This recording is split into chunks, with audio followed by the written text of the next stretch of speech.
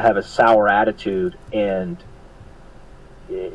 things move forward. You have to show up, you do the drills, you have to sit in the meetings, you process things, you get handed the ball on Sundays, you do your thing. It's what happens. Does that mean you're buying him?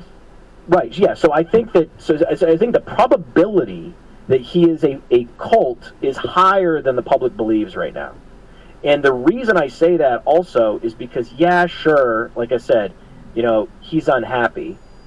But in order to get a deal done, the Colts value him as a first-round talent. And he values himself in the upper echelon of running backs. So now, like you said, the team that acquires him has to pay for they have to overpay for the opportunity to overpay him. Right?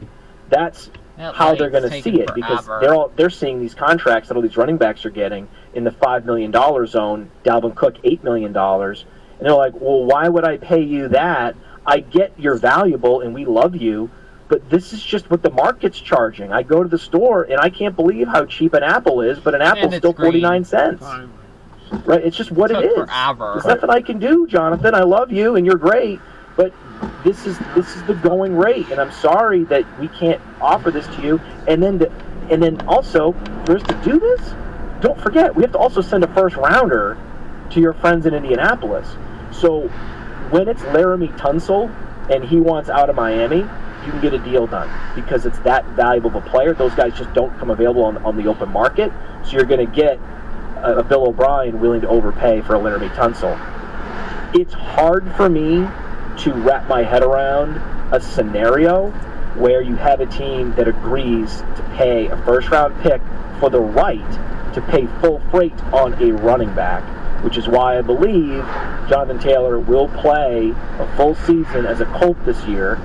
He will likely underperform because his head's not in at 100%, his heart's not in at 100%. The team is going to want to start auditioning other running backs.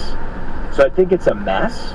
And it's the larger problem for Dynasty is if we can't even rely, it used to be you could rely on the guy's rookie contract.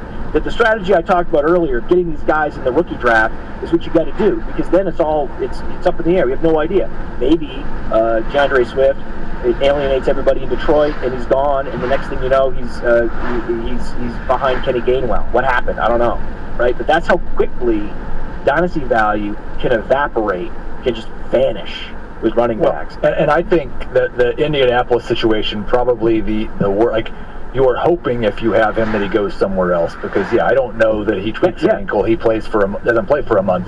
That's really the only. So it's not a pro Jonathan Taylor position that I have in Dynasty. My larger position is all these running backs, their valuations relative to receivers and other positions are coming down, because the certainty now, even in the early parts of their career, is lessened.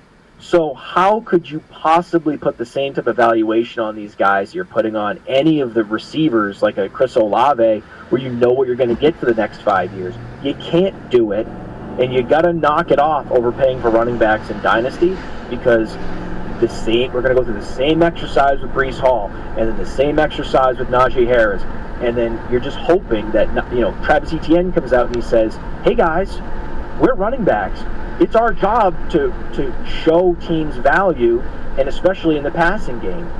There's a handful of Pacheco's and Etienne's that have a good perspective on this, but it's a real roll of the dice if you have these guys in Dynasty. So the devaluation is real, and it's not something that you should be exploiting. It's something you should be actively processing, and you yourself probably divesting of the running back position. Normally I would be more of a contrarian, being like, hey, this is an buying opportunity, go get Jonathan Taylor. Oh yeah, you should. This is a great time to draft running backs. No, This is a bad macro signal. That can work in redraft. It doesn't work in dynasty. As John Bosch says, maybe like the time you should start rostering running backs is after 6 weeks that you've proven you're a contender without them, and then go get the guys who are actually playing this year. Matt, thank you so much. I told the people and you delivered. So we do appreciate you coming on today. We appreciate everybody who was a part of the show. We appreciate all you guys listening, and we will talk to you next Tuesday.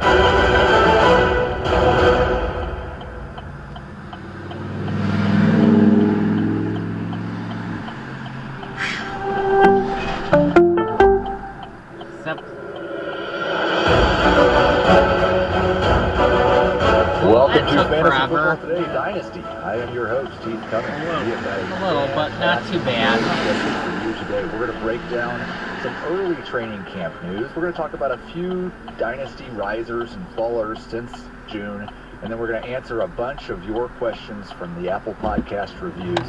And I want to start right there with a thank you to you guys if you're listening, if you're watching, if you've supported us, if you've already subscribed, if you've already given us a review. A lot of you have. I checked last night, I think we're up to 266, and that's fantastic the first week and a half. I just thank you guys. Everything, you guys know how it works. Corporate world, especially in all of business world, it's all about opportunity cost. We're going to do this thing instead of this thing, and you guys have made it clear with your positive response. Thank you. And I thank you for that because I'd love to do this thing today. I am joined for the first time by my good friend Chris Towers. Chris, that's a nice wave for the people who are watching, the people who are listening on the Can't be pictured. People to watch the YouTube channel. Obviously, you get special bonuses like me waving like an idiot. Maybe my cat will come join us at some point. So a lot of reasons to watch the YouTube streams as well. We are also joined today for the first time by Adam Pfeiffer of FTN. Adam, what is up? Thank you for being here. Tell the people what's going on over at FTN. Yeah, thanks for having me. Obviously, as you guys know, busy times, especially with teams reporting to training camp, which is fun. But there's a lot. I mean, obviously, all of the content we have, I'm doing this huge coaching and coordinating series where I break down all 32 teams, schemes, target distribution, personnel, all that stuff. It's really fun. I love getting lost in that. But we're also busy with a ton of great stuff as well, where we just recently partnered with Aaron Schatz from Football Outsiders, who does all the amazing work with DVOA and everything. And he does a preseason almanac every single season. That's looking one at of the best things you can read. And it's going to be partnered with FTN this season. Looking at his phone. Aaron and a ton of amazing analysts and writers will be doing that. I believe it'll be early August. That'll be up on the site. It's a huge PDF. It's awesome. I believe it's $30, and it's, again, 32 teams breaking down everything you need to know for football season. And on top of that, Jeff Ratcliffe also has his draft guide, which constantly being updated, a bunch of player projections, amazing stuff. And yeah, just between that, all the advanced stats and tools we have in the articles, it's busy times, but it's exciting times. That is fantastic. Well, we appreciate you being here. I know it is a busy time of year. We've got already a question in the chat, and I just want to say, we're not going to answer this right now, but I answered in the Dynasty mailbag last week all of the questions that were in our 5-star reviews up to that point. The rest of them we are going to answer on the show today. If you go and give us a 5-star review, and don't just write a question, write something about the show, and then give us a question. We will answer it either in a Dynasty mailbag or on this show, and there will be time for me to answer your questions from the chat as well. Maybe you did not want to kind of need to flash it up there. Yeah, that was kind of interesting. We have a question from the chat. Not going to answer it, but we have. No, I just, if you want to get your question answered, just telling you how to go do it for sure. Maybe we'll answer in just a minute. We've already asked one question of Adam. Let's get to question number 2. Someone starting a new Dynasty league. What is the most important rule or setting? Yeah, this is interesting to me. Like, obviously, it's not exactly a rule or a setting. I just have fun with it. Like, I think that's kind of easy to get lost. But I'll also add, if you're looking for something, and I believe you guys have talked about this before too, like, if you're starting a Dynasty league, make sure you can at least have some sort of agreement that it'll last a little bit. Like, there's nothing worse than starting one, loving your team, all of a sudden 6 teams are gone after a year. Like, try to at least have some sort of semblance of kind of chemistry and an ability to, make sure it's long lasting to an extent. But I will also say, just have fun. I mean, if you like a certain setting and the consensus does too, feel free to go with it. Like it's all about fun. That's always the thing for me. Is like people are like, is PPR better than half PPR, or is half point per first down plus half point per PPR? And it's like, I don't care whether it more realistically reflects what the NFL values. It's whatever makes for the most fun fantasy league for your group of Look players. at Scott Fishbowl every year. Yeah, like Crazy it's setting. fun to play. Like I wouldn't want to play with a 0.25 per completion in all of my leagues, but like it's fun to have to, like it's a fun challenge to have to figure that out. But like in, Heath, you used to do the baseball podcast, and I don't think you play fantasy baseball anymore, but like you were anti-win in fantasy baseball, right? Ban the win. I get it. I get that. Yeah. But like if your league has fun with wins, use wins. I don't care. Like that's my thing. Is just that like the obsessive quest to like we have to narrowly define what makes a player really good and real, like that's impossible. You are chasing an impossible dream, and just have fun. Whatever is the most fun setting for your league and will keep people engaged, that's what you should do.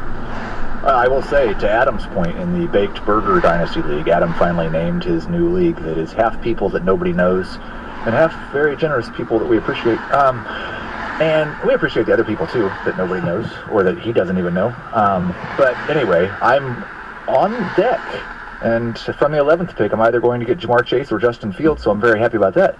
But Adam... The Dynasty League? Superflex. Superflex. Okay. Yeah. Still, though. Yeah, Adam set it up to where you have to pay your first 2 years up front. And so that, I like that. at least I like should that a lot, keep it actually. for 2 years. And I think the other thing is... Now, are we keeping that like an escrow account?